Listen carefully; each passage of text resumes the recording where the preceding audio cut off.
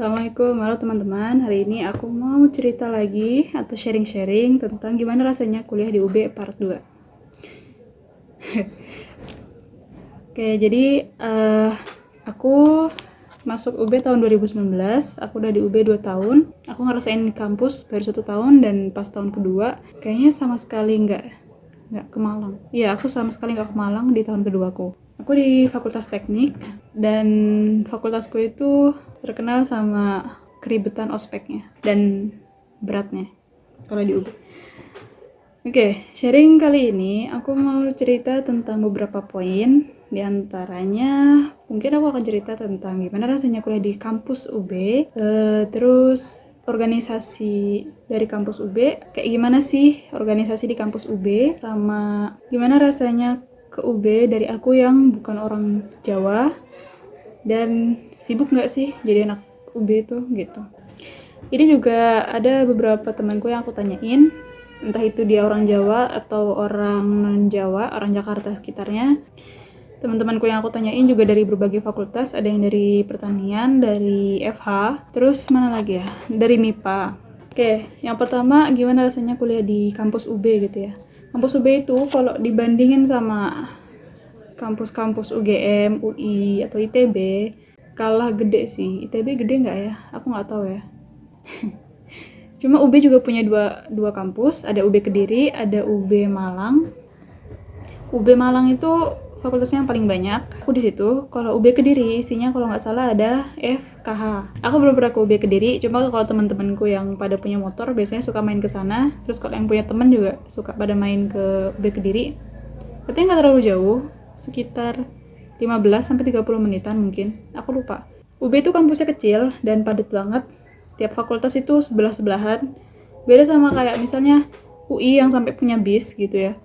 Cuma enaknya di UB itu masih banyak pohonnya. Dan karena kampus yang kecil itu, kamu jalan dari ujung ke ujung itu lumayan dekat lah. Nggak nyampe sejam gitu. Ya capek kalau jalan kaki, emang capek lah. Jalan kaki juga namanya jalan kaki. Cuma bearable apa namanya? Affordable. Ya. Buat teman-teman yang nggak punya motor, ya bisa lah di UB gitu ya. Gak akan nemuin masalah kayak perlu Gojek atau gimana. Tapi ada aja sih teman-temanku yang kalau berangkat tuh pakai Gojek dari kosan ke fakultas yang cuma 10 menit, mereka pakai Gojek karena biasanya muter, gerbangnya tuh muter. Tuh yang pertama. Yang kedua dari fasilitasnya. Ini ada testimoni dari temanku. Jujur kataku fasilitasnya lumayan, membantu semua gitu, dan lumayan nyaman. Kampusnya bagus. Awal-awal sebetulnya biasa aja sih, lumayan bangga, tapi nggak terlalu banget karena mikirku dulu UB masih berkisar 20 besar gitu ya. Jadi aku B aja. Tapi pas sekarang ketika UB makin mulai naik, baru kerasa kayak wah hebat juga ya gitu. Jadi waktu zaman aku itu kayaknya UB memang belum terlalu yang tinggi-tinggi banget. Pas tahun SBM aku 2019 baru itu ratingnya naik banget kan, jadi pendaftar terbanyak ya pas SBMPTN kalau nggak salah. Aku juga nggak paham kenapa aku bisa masuk. Dan kenapa aku masuk ITB. Nah terus makin kesini kayaknya makin banyak yang langganan ke UB. Sebetulnya kalau pikiranku sih ya, kayak kalau teman-teman pada nggak berani masuk ITB, biasanya masuknya ke UB. Itu kalau yang dari Jawa Barat gitu yang kesini-sini. Itu dari temanku yang dari Tangerang. Kalau dari temanku yang anak Jawa, dia bilang senang banget sih, kan bisa dibilang UB itu termasuk kampus yang dipandang favorit gitu. Buat keterima UB aja saingannya nggak sedikit, benar kan tadi? Dan waktu ditanya orang-orang kuliah di mana, walaupun nggak tahu jurusannya, tetapi kalau udah jawab di UB Malang, itu kayak wah gitu.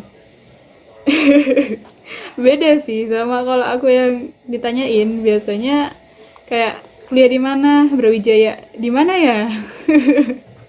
Itu kalau aku. Kalau di daerahku Bekasi, Jakarta, itu kalau yang generasi older ya. Kalau yang sekitar kita milenial dan remaja itu biasanya pasti ya udah tau lah ya, terkenal UB-nya. Terus jawaban paling random yang aku dapet dari gimana rasanya kuliah di UB, temanku jawab rasanya kayak hazelnut. Terserah deh. UB itu juga letaknya karena kecil tadi, jadi bisa dibilang strategis gitu ya. Deket sama tempat-tempat makan atau tempat-tempat belanja, deket sama mall. Terus kalau kantin, antar kantin tuh deket banget. Kayak misalnya anak-anak FISIP gitu, Kita sering makan di kantin FISIP, anak FH juga kantin FISIP. Aku nggak tahu kalau di tempat lain karena aku nggak menanyakan ini ke teman-temanku. Cuma kalau di UB seperti itu. Yang kedua, dari aku yang non Jowo, kuliah di UB. Awalnya kaget lah pasti. Kayak ngomong apa sih gitu, ya bengong aja. Cuma didikan di teknik itu aku sempet ikut. Ya ampun, ini nightmare. Aku sempat ikut kayak Danki Danton, penggerak gitu ya, bahasanya penggerak. Mungkin kalau teman-teman FTUB itu paham, dan teman-temanku sesama penggerak itu masih ingat gimana kita dipanggil sampai malam, sampai jam 10, jam 11, atau kayak Danki Dantonnya yang sampai jam 1 sampai jam 3 malam ngerembukin masalah FT. Seriusan, aku sebetulnya nggak ngerasa itu penting, beneran. Ya Allah, masih banyak gitu hal-hal penting lain. Itu ntar bisa jadi pembahasan di lain waktu. Cuma dari pengkaderan itu ada satu mas-mas yang bilang gitu, kayak dia orang Jakarta, terus dia ngasih tahu ke kita, kalian ini pendatang, kalian ini tamu di sini gitu, kalian bakal sekolah di sini, coba pelajari adat-adat di sini gitu. Aku nih baru masuk tahun lalu tapi aku udah bisa Jowo gitu. Dia ngomong itu pakai bahasa Jawa, aku nggak bisa. Mungkin itu culture shocknya gitu ya.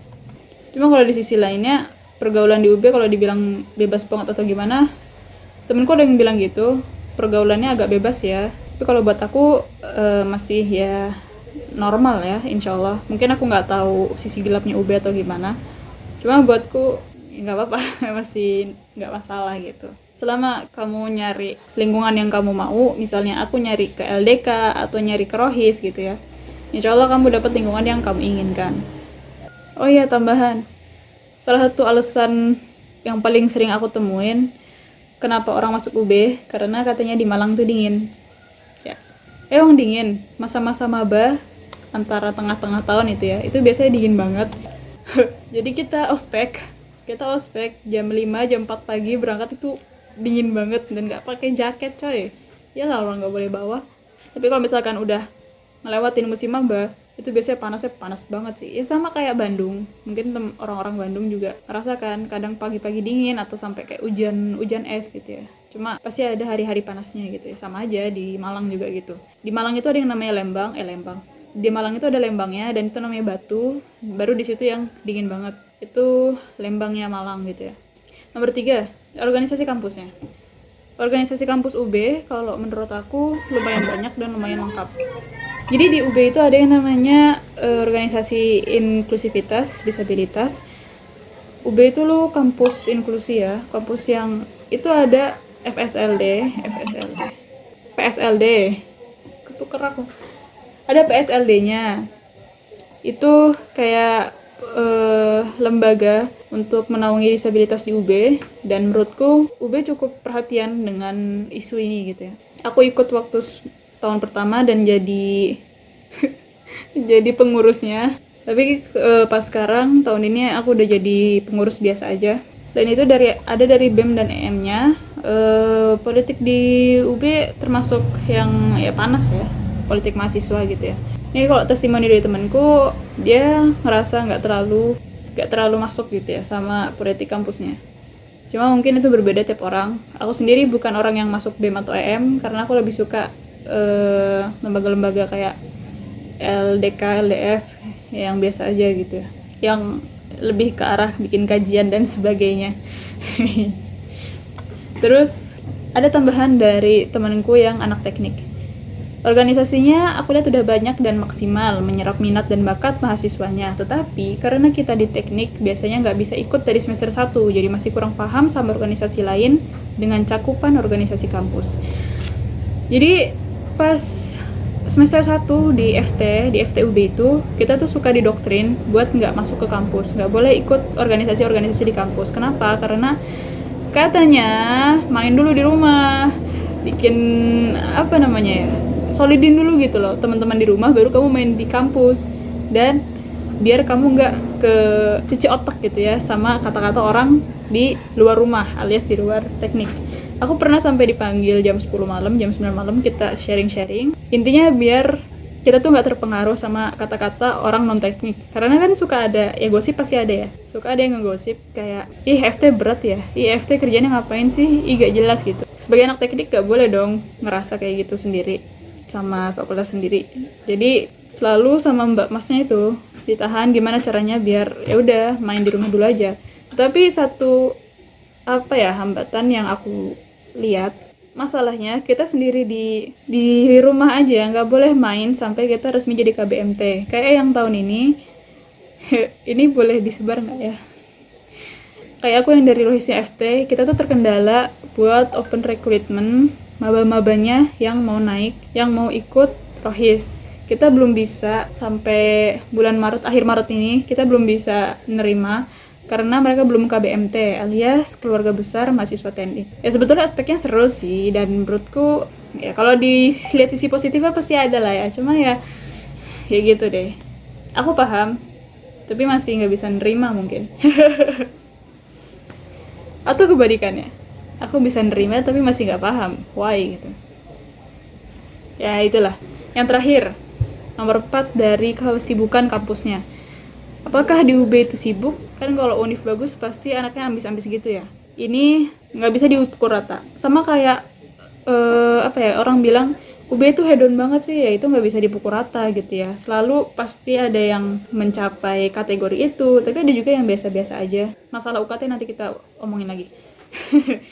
Kalau dari mahasiswanya, kalau kamu ketemu sama orang-orang yang ambis dan kamu klop sama mereka, ya kamu bisa ke bawah gitu ya. Entah itu ambis akademik yang ikut sampai lomba-lomba nasional dan sebagainya, sampai mawapres. Atau kamu yang ambis di politik, yang sampai masuk BEM-nya, sampai masuk presiden atau ketumnya atau ketuanya gitu ya. Tergantung lingkungan lagi, aku balikin itu ke lingkungannya. Dari tugas itu juga tergantung sama fakultas dan sama dosen-dosennya. Kayak misalnya kamu pas 1 semester itu dapat dosen-dosen yang baik, itu jelas dong ya enak gitu ya, hidupnya tenang. Terus kalau misalnya berdasarkan jurusan, kayak misalnya aku di elektro itu sibuk banget untuk praktikumnya itu ada belasan, sedangkan sesama teknik aja biasanya cuma ada 5 selama 4 tahun itu gitu. Beda banget sama aku yang 5 1 semester ya, jadi tuh dibalikin lagi. Sama kayak pertanian juga itu sibuk banget praktikum, bolak-balik lapangannya gitu. Mungkin itu sedikit sharing-sharing dari aku. Kalau misalnya masih belum menjawab pertanyaan-pertanyaan kalian, aku mohon maaf banget.